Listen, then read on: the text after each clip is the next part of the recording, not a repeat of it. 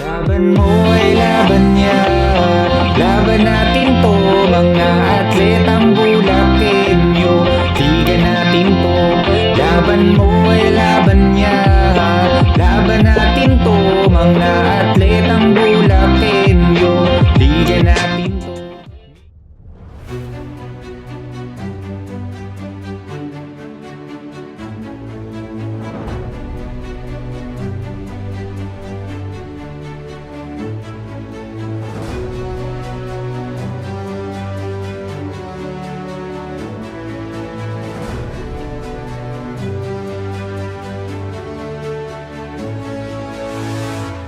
Yan din po ang gusto ko ipabawat sa inyong lahat na dito.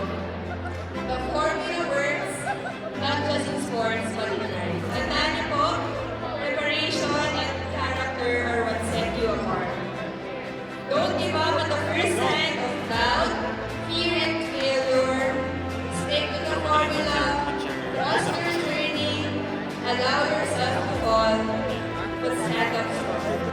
Turn through growth and keep winning, not just on the court, but in every part of your life. Maraming po salamat at good luck po sa inyo.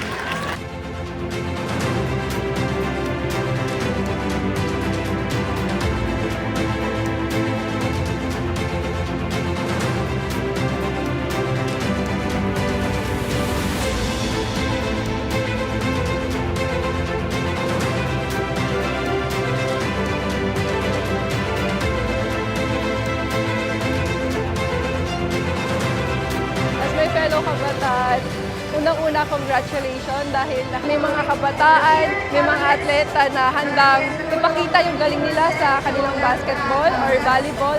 And of course, sa cheer dance, maraming pong salamat sa naging bahagi ng BUCAA 2025. Una-una na po ang ating provincial government. Sa mga university, maraming salamat po. Actually, hindi po namin inaasahan na mangyari to. Sa mga gustong sumubok sa mga ganitong klaseng sa cheer dance po ay ipagpatuloy lang at magtiwala sa sarili.